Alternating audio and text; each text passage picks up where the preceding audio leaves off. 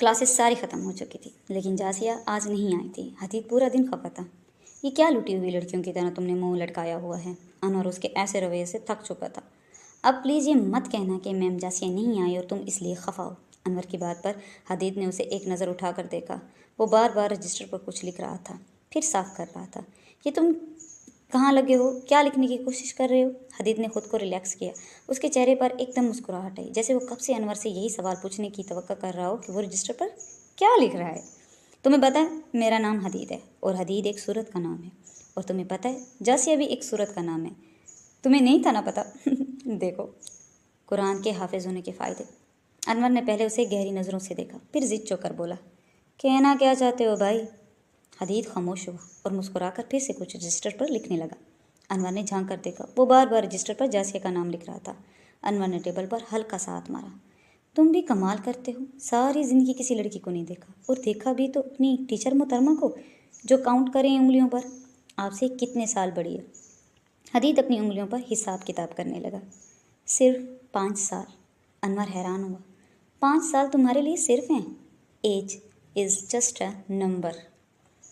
अनवर को हैरत हुई। तभी वहाँ अनम आ गई। हादी, ये तुम्हारे नोट्स। हदीद ने जल्दी से रजिस्टर बंद किया। अनम दोनों को बारी बारी देखने लगी। क्या हुआ? उसने अनवर की तरफ इशारा किया। कुछ नहीं, सोच रहा हूँ कि अगर तुम्हारे प्यार में शिद्दत होती तो आज मुझे ये दिन ना देखना पड़ता। हदीद ने अनवर को आंखें दिखाई और अनम अनवर को हैरत से देखने लगी। हाशिर की तबीयत अब पहले से ज़्यादा बेहतर थी। जासिया अपनी कुछ ज़रूरत की चीज़ें संभाल रही थी, तभी उसके मोबाइल पर किसी की कॉल आई। उसने जैसे अपने मोबाइल की तरफ तवज्जो की तो फ़ौरन ही कॉल पिक कर ली। हेलो, अस्सलाम वालेकुम अब्बू, कैसे हैं आप? कैसी है तबीयत? कॉल किसी और की नहीं, वली जान की थी। वालेकुम सलाम, तुम सब ठीक हो? तो मैं ठीक हूँ बेटा। वली जान के लब व लहजे में अपनायत थी, प्यार था। अबू आप कब आएंगे? आपको पता है हाशिर का बाजू जल गया है, हाशिर बहुत ज़ख्मी हुआ है। वो अम्मी आपको पूछ रही है, अलीशा आपको पूछ रही है। कोई बात नहीं, 1-2 दिन के लिए आ जाए, लेकिन आ जाएं। जासिया के गले में आवाज़ बार बार अटक रही थी।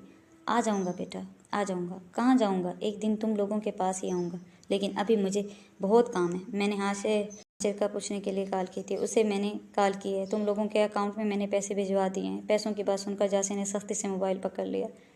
किसी भी चीज़ की ज़रूरत हो मुझे ईमेल कर देना। तुम लोगों को मेरे होते हुए किसी चीज़ की तकलीफ़ नहीं होगी। जासिया के गले में आंसू अटक गए।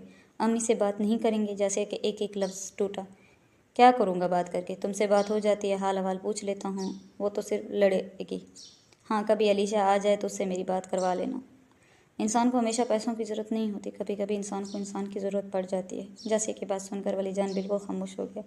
वलीजान ऐसा ही करता था, जब उसके पास सवालों के जवाब नहीं होते थे वो खामोश हो जाता था। हदीद महीने में 4-5 दिन लाजमी जेल जाया करता था। जेल उसके लिए अब घर जैसी बन गई थी, क्योंकि उसमें उसके घर का बंदा था। बेगुनाह कोई जेल में कैद था। तभी हवलदार ने आवाज़ लगाई, हदीद और रहमान आप जाएं, मुलाकात कर लें। कुछ देर बाद वो दोनों एक दूसरे के आमने सामने बैठे हुए थे। 40 मिनट उनकी आम सी गुफ्तगू होती रही। हदीद ने उसका हाथ पकड़ लिया और उसकी आंखों में दर्द उतर आया। हिम्मत नहीं हारते बच्चे, तुम हमारे घर के इकलौते मर्द हो। अगर तुमने ही हिम्मत हार दी तो हमारे घर की औरतों का क्या होगा? अम्मी का क्या होगा? हदीद ने उनका हाथ मज़ीद मजबूती से पकड़ लिया। मैं जितना घर का इकलौता मर्द बनने की कोशिश करूं, मेरे अंदर का छोटा बच्चा नहीं मरता। मुझे आज भी आप लोगों की ज़रूरत है। मुझे आज भी वही घर चाहिए जो पहले हमारा कभी था। मैं एक दिन आपको यहाँ से निकाल लूँगा भाई, आप देखना। अजीज़ ने उसका हाथ थपथपाया, उसे हिम्मत दी। तुम बाहर अपना ख्याल रखा करो, मैं अंदर ही इसलिए हूँ ताकि उसे तकलीफ़ ना हो, उसकी जान ना जाए। वो अच्छी तरह जानता है तुम बच्चे हो, तुम कुछ नहीं कर सकते हो। अगर मैं बाहर आ गया तो उसकी जान ले लूँगा। हदीद के हाथ कांपने लगे। वो बहुत पहुंचा हुआ आदमी है, वो मुझे बाहर नहीं आने देगा, मैं जानता हूँ। लेकिन उसे अंदाज़ा भी नहीं है कि जेल में बैठे शख्स की पहुंच बाहर बैठों के पहुंच से ज़्यादा दूर तक जाती है। अजीज़ ने हदीद के कांपते हुए हाथ को पकड़ा। तुम अपने डर पर काबू पाना सीखो हादी, तुम्हारा डर मेरी सबसे बड़ी कमज़ोरी है और यही कमज़ोरी उसकी ताकत बनी बैठी है। हदीद ने बामुश्किल हाँ में सर हिलाया। क्लासेस शुरू हो गई थीं और जासिया मैम को निकालने की साजिशें भी। हाँ, साजिश शदीद के लिए तो ये साजिश ही थी। क्लास को उनके कम नॉलेज की वजह से मसाइल आ रहे थे। वो सिर्फ चीज़ों को ऊपर से पढ़ा कर आ जाती थी और उन सबको पढ़ा देती थी। उसकी क्लास जैसे ही ख़त्म होती, सब एक साथ हादी को दे दे और हादी भी एक दफ़ा चेक करने का मौका मांग लेता। जासिया क्लास लेकर बाहर जा चुकी थी। हदीद ने जो इतने दिनों में हिम्मत बांधी थी, उस पर आज काम किया और एक बंडल नोट्स का हाथ में लेकर जासिया के पीछे गया। अस्सलाम वालेकुम मैम। उसकी आवाज़ सुनकर जासिया एक लम्हे को ठहरी, फिर भी ख्याली में उसे वालेकुम सलाम कहा। जी मैम, ये इस सारे सिलेबस के नोट्स हैं जो आप हमें पढ़ा रही हैं। मैं थोड़ा एक्स्ट्रा स्टडी करता हूँ, मैंने बना लिए तो सोचा आपकी हेल्प हो जाएगी। आप इन्हें देखकर लेक्चर तैयार कर लिया करें। जासिया को तो उसने बहुत बड़ा मसला हल कर दिया था। जासिया ने कोई ना नू नहीं की और सिर्फ थैंक यू कहकर उससे नोट्स ले लिए। और यकीनन हदीद के लिए थैंक यू सिर्फ 2 लफ्ज़ नहीं थे, उसके कानों की खुराक थे। अगले दिन जासिया ने ऐसी क्लास ली कि सब दंग रह गए। उसने एक एक चीज़ को बारीकी से समझाया। सारी क्लास काफ़ी इम्प्रेस हुई और हदीद के दिल में एक सुकून सा उतरा। अब उसकी जासिया को कोई नहीं निकालेगा। जासिया की क्लास ख़त्म हो चुकी थी। हदीद क्लास के अंदर ही बैठा था। अनवर को किसी की कॉल आई तो वो बाहर चला गया। कॉल पर बात करते करते उसकी नज़र सामने गेट पर गई, जहाँ पर जासिया किसी लड़के के साथ बाइक पर बैठ रही थी। उसने पूरी तरह हेलमेट पहनी हुई थी। अनवर की आंख तक ना झपकी। वो भागकर क्लास के अंदर गया, जल्दी से हदीद को उठाया। हदीद हैरान परेशान उसके साथ आया। उसने देखा जासिया किसी के साथ बाइक पर जा रही थी। लोग कहते थे कि मेरे पाँव के नीचे ज़मीन नहीं है। आज वाकई हदीद को लग रहा था कि पाँव के नीचे ज़मीन कैसे नहीं होती। कराची की काफ़ी तंग गलियां गुजरने के बाद एक पुरानी सी बिल्डिंग थी। जासिया और वो दोनों वहीं पर ठहरे। जासिया ने गर्दन उठाकर उस बिल्डिंग को देखा। कौन से फ्लोर पे है? सबसे ऊपर वाले। और हाँ, इस बिल्डिंग में लिफ्ट भी नहीं है। वो तो इसकी शक्ल देखकर पता चल रहा है, जासिया ने तंजिया कहा। दोनों इस बिल्डिंग में गए। आगे कोई रिसेप्शनिस्ट बैठा हुआ था। रिसेप्शनिस्ट ने तारुफ पूछा। उसने रिसेप्शनिस्ट को पैसे दिखाए। रिसेप्शनिस्ट चुप हो गया और चुपचाप उससे पैसे ले लिए और उन्हें जाने की इजाज़त दी। वो दोनों सीढ़ियाँ चढ़ते गए। जासिया के दिल में कई सवाल उठते गए। उसका दिल धक धक किए जा रहा था। उस बिल्डिंग में सिर्फ 4 फ्लोर थे। काफ़ी थक हार कर, काफ़ी सीढ़ियाँ चढ़कर वो सबसे ऊपर वाले फ्लोर पर पहुंचे। जासिया ने धड़कते दिल के साथ दरवाज़ा खोला। दरवाज़ा पहले से ही खुला हुआ था। कमरे के अंदर कोई नहीं था। जासिया ने पलट कर उसे देखा। यकीन करो, मुझे पक्की इन्फॉर्मेशन मिली थी। मैं ऐसे ही नहीं लाया हूँ तुम्हें। जासिया खामोश हो गई और कमरे के अंदर घूमने लगी। अचानक उन्हें वॉशरूम के अंदर से आवाज़ आई। वो दोनों सहम के ठहर गए। थोड़ी देर बाद वॉशरूम से कोई बाहर निकला जो पहले से ही उनकी आवाज़ सुन चुका था। वो एक 60 साला मर्द था जो टॉवल से हाथ पूंछता बाहर निकला और उन दोनों को देखने लगा। तीनों खामोश होकर एक दूसरे को देख रहे थे। उस मर्द ने उनको बैठने कहा।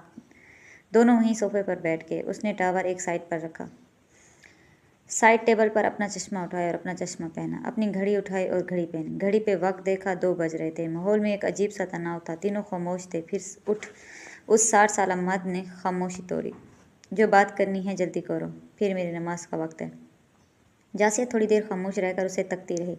वली जान कहाँ है इस वक्त? बाप तुम्हारा है, पता मुझे है। वो जासिया की तरफ देखकर तंजिया मुस्कुराया। ये तो आपको भी पता है कि वो आजकल बाप वाली जिम्मेदारियां ज़्यादा कुछ अच्छे से नहीं निभा रहा। ये बात मुझे कैसे पता होगी? उसने अपनी सर पे टोपी सेट की। क्योंकि राशिद साहब वली जान के बहुत अच्छे और करीबी दोस्त हैं और अक्सर यही होता है कि जो बात हम अपनों से नहीं कह पाते वो राज अपनों के आगे आया नहीं होने देते। दोस्त उस राज का वाहिद गवाह होते हैं। राशिद साहब ने बड़े गौर से दोनों को देखा। ये जो कच्ची उम्रें होती हैं और इनमें जो हम बड़े बड़े काम करने लग जाते हैं, जो आग को रोशनी समझने लग जाते हैं, ख्याल करो हाथ जल जाएंगे। अगर वली जान का कोई राज और वो राशिद साहब को पता है तो तुमने ये सोच भी कैसे लिया कि राशिद साहब तुम्हें वो राज बता देंगे? जासिया उसे देखने लगी। यानी हमारी तहकीक काफ़ी दुरुस्त निकली। आपको वाकई पता है हर बात का, और वो बात क्या है वो उनके घर को नहीं पता। राशिद साहब उठ खड़े हुए और कमरे से जाने लगे, ऐसे जैसे कमरा उनका नहीं बल्कि वहाँ बैठे उन दोनों का हो। राशिद साहब ने पलटकर एक दफ़ा उन दोनों को देखा। आ जाओ लड़के, मस्जिद में नमाज़ पढ़ लो और तुम इसी कमरे में पढ़ लो। नमाज़ पढ़ने के बाद बात नहीं होगी, रास्ता होगा, मेरा अपना और तुम लोगों का अपना। जासिया ने उसे जाने का इशारा किया।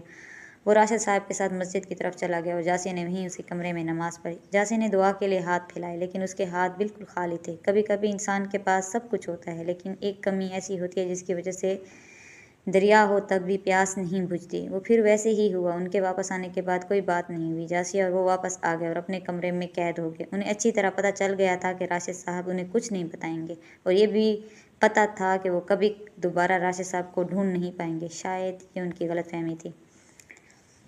ये जो उम्र का सीखा हुआ सबक होता है वो हम आधी उम्र में हासिल नहीं कर सकते। हदीद का सारा दिन हैरत, फ़िक्र और बेचैनी में गुजरा। वो कुछ सोचना चाहता था, वो जेलस फील करना चाहता था, वो बुरा महसूस करना चाहता था, वो कभी कुछ महसूस नहीं करना चाहता था, लेकिन उससे कुछ नहीं हो रहा था। उसके दिमाग का कोई हिस्सा भी काम नहीं कर रहा था। न भूख के हिस्से ने आवाज़ दी, न सोचने के हिस्से ने, نا احساسات کے حصے نے انور نہ جانے اسے کتنی دفعہ بلا چکا تھا، کتنی دفعہ کھانے کا کہہ چکا تھا، لیکن اس کے تو کان کسی نے بند کر دیے تھے۔ اسے تو صرف دکھائی دے رہا تھا، وہ جس کی آواز پہ عاشق تھا، وہ جس کو مارا مارا ڈھونڈ رہا تھا، وہ جس کے لیے راتوں کو جاگ رہا تھا، وہ جس کے لیے دعاؤں میں رویا تھا، وہ جس کے قہقہوں پہ عاشق تھا، وہ جس کے پیروں میں خود کو رون دینا چاہتا تھا۔ اس بیوقوف نے تو کبھی سوچا ہی نہیں تھا کہ یہ محبت تو یک طرفہ ہے، یہ احساسات تو یک طرفہ ہیں۔ اسے اس طرف کی کہانی تو پتہ ہی نہیں تھی۔ وہ اس کو کیسے پکارے، کیا گلہ کرے، کیوں کہے اسے بے وفا؟ کب کہا تھا اس نے وفا کا وعدہ؟ آدھی رات ہوئی، حدید کے دماغ نے کچھ کام کرنا شروع کیا۔ وہ کھلے آسمان کے نیچے چارپائی پر لیٹا ہوا تھا۔ آسمان پہ پہلی چادر پہ کچا کچ تارے بھرے ہوئے تھے، آسمان پر چمکتا ایک چاند۔ تو کیا ہوا حدید؟ جاسیہ کوئی آخری لڑکی تھوڑی ہے جو صرف محبت کے لیے بنی ہے۔ کیا صرف جاسیہ کی آواز میں کشش ہے؟ کیا صرف جاسیہ کے کہکے میں ہی دل میں گھر کرنے کی صلاحیت ہے؟ کیا وہی پیار کرنے کے قابل ہے؟ اس نے آسمان پر نظر دوڑائی۔ یہ محبت صرف ایک سے کیوں ہوتی ہے؟ حدید نے حدید سے کہا، کیونکہ آسمان کسی دوسرے چاند کو جگہ دے، یہ اس کی شان کے خلاف ہے۔ حدید کی بھی اپنی طبیعت تھی اور اپنی تربیت تھی، اور اس کی طبیعت و تربیت حدید پر حاوی تھی۔ اس نے ذہن کو سمجھا دیا تھا، جاسیہ چاہیے جس کی بھی ہو، حدید صرف جاسیہ کا ہوگا۔